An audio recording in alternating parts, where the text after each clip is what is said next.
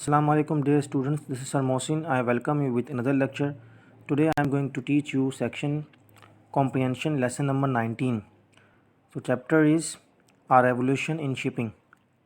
एक इनकलाब जहाज़ रानी में, ठीक है, जहाज़ के सफ़र में, जहाज़ के काम में इनकलाब, ये लिया गया है, पब्लिश हुआ था 100 ग्रेट इवेंट्स में, the change the world, that change the world, उसमें से लिया गया है, ठीक है, written by fellows Gordon. Now, let's start. 1980 days it took, right round the horn, and sparks from the funnel set fire more than once to the sails. यहाँ क्या बोला जा रहा है? यहाँ बोला जा रहा है, ठीक है, कि 98 यानी दिनों में उसे वक्त लगा उस जहाज़ को जो घूमता हुआ, ठीक है, पानी का जहाज़ हॉर्न बजाता हुआ निकला, चमकता हुआ. फ्यूनल सेट फायर, ये फ्यूनल के मायने होते हैं जहाज़ में धुआं निकलना, कि जहाज़ के अंदर जो धुआं निकलता हुआ आग से, वो एक से कई बार, ठीक है, सफ़र कर रहा था. बादबान, सेल कहते हैं जैसे कि समुद्री सफ़र करना, या फिर उसे बादबान भी कहते हैं, ठीक है, जो जहाज़ में लगे होते हैं ताकि उसे हवा के साथ आगे बढ़ा सकें जहाज़ को. कश्ती, ठीक है, कश्ती हो गई, कोई जहाज़ हो गया.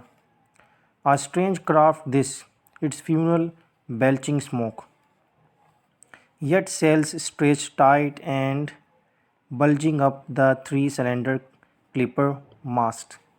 A strange this craft, ये काम जो है बहुत ज़्यादा हुनरमंद था और अजीब काम था. ये जो काम था, ये जो हुनर था, बहुत अजीब काम था कि एक जहाज़ चला रहा है जिसके ऊपर फ्यूनल बेल्चिंग स्मोक आ रही है, जिसमें से धुआं निकल रहा है, बहुत ज़्यादा उभर रहा है, उभर के सामने आ रहा है, ठीक है. बेल्चिंग की वजह से माना शोले भड़कना कहते हैं, जैसे कि बहुत ज़्यादा उभरना, धुआं उभरता हुआ आ रहा है उसके अंदर से, उस जहाज़ के अंदर से. और वो जो बादबान जो है वो बहुत टाइट है और बल्जिंग अप है, यानी कि उभर कर निकल कर आ रहे हैं सामने. द 3-cylinder क्लिपर्स मास्ट, उसके साथ क्या है, बारीक किस्म के और क्लिपर मास्ट बने हुए हैं, यानी बादबान जो है लंबे लंबे जो खंभे होते हैं, क्लिपर मास्ट, उससे बादबान बंधे हुए हैं, ठीक है. फिर क्या बोला गया है, the steam engine had come to stay, और स्टीम इंजन यानी कि जो भाप देने वाले इंजन थे वो उसके साथ रुके हुए थे. It was being used increasingly for the propulsion of river and coastal craft, और उसे इस्तेमाल किया जा रहा था कि हम उसको बढ़ा सकें. किस चीज़ को? प्रोपल्शन.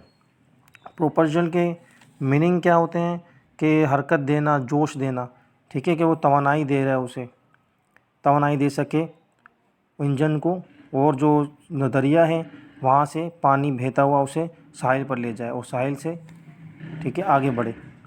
तो ये बेहतरीन काम था उनका और ये बेहतरीन हुनर था.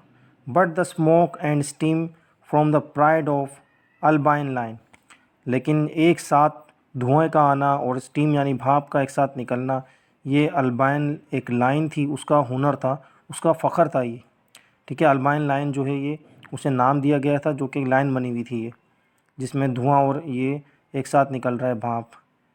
तो soon to be show Seville line, वो जल्द ही ये अल्बाइन लाइन से क्या बनने वाली थी, शो सेविल लाइन बनने वाली थी, ठीक है.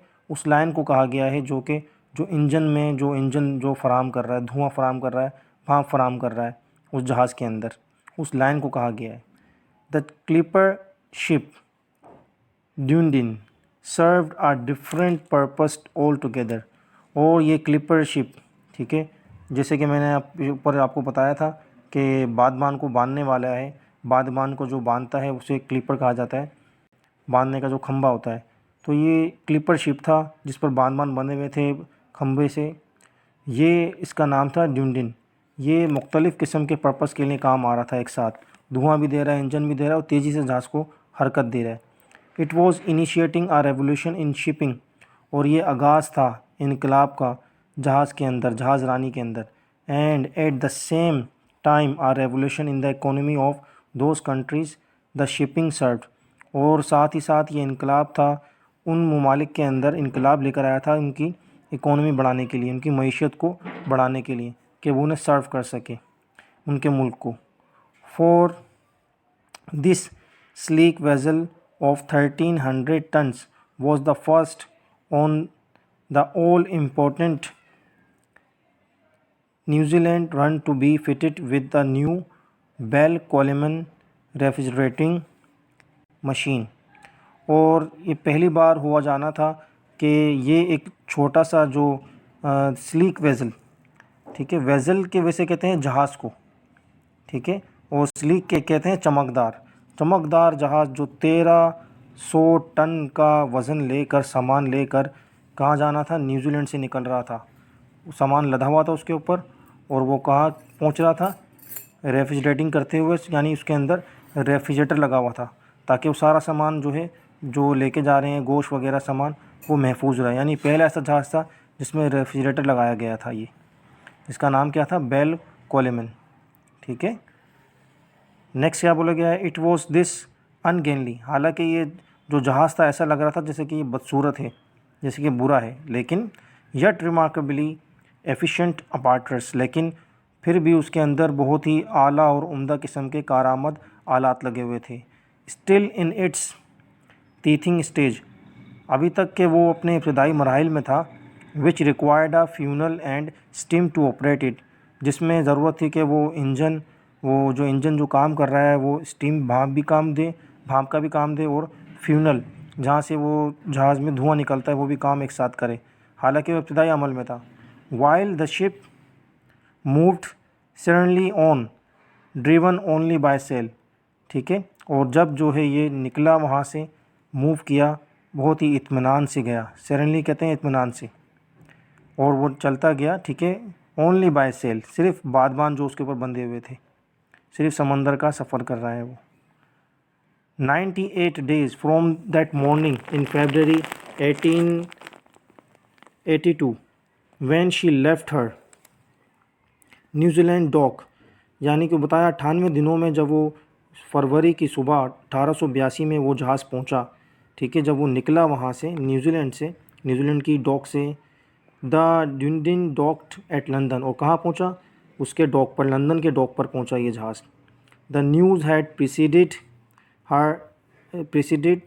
her as soon as the unfamiliar sailboat was sighted coming up the Thames, ठीक है, पहले से ही खबर पहुंच चुकी थी लंदन में कि जितना देखने के लिए उसको देखने के लिए जहाज़ को आने के लिए कि कितने बेहतरीन जहाज़ ये आने वाला है और कितना ज़्यादा सामान लेके आने वाला है। सेल आउट कहते हैं सियाह खाका, यानी सियाह कलर का, यानी कि सियाह कलर का जो जहाज़ है, जैसे पहुंचा ना लोगों की नज़रों में आया, लोगों ने देखा तो एक बहुत बड़ी तादाद में लोग आ गए उस थेम्स के ऊपर।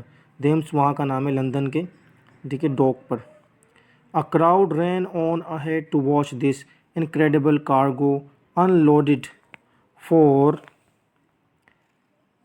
for in her holds the Dunedin held 5000 frozen carcasses of lamb, ठीक है, हज़ारों की तादाद में लोग वहाँ पर जो है क्राउड जो है हजूम आ गया उसे देखने के लिए कि इतना बेहतरीन कार्गो, यानी इस पर सामान जो है लदा हुआ है। और इसने तकरीबन इस जहाज़ ने कितने 5000 जो है फ्रोज़न जमे हुए मुर्दा जो होते हैं लैम, यानी भेड़ों का जो गोश्त है, मुर्दा भेड़ों को उसने लेकर आया है वो जहाज़। 5000 भेड़ों को लेकर आया, इतनी बड़ी तादाद में।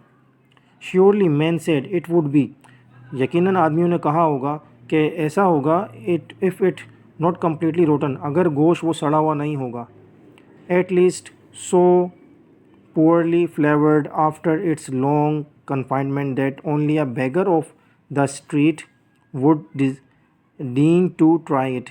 उन्होंने कहा, ऐसा सोचा कि मुकम्मल तौर पर अगर ना भी सड़ा हुआ हो, लेकिन इतना तो ख़राब होगा कि वो कन्फाइनमेंट में, दड़बे में बंद हुए कि वो बड़े बड़े जहाज़ों में बंद होकर आया है कि यहाँ तक कि उसे कोई बेगर भी खाने से इनकार कर देगा, वो भी बेगर भी नहीं खाएगा उस गोश्त को।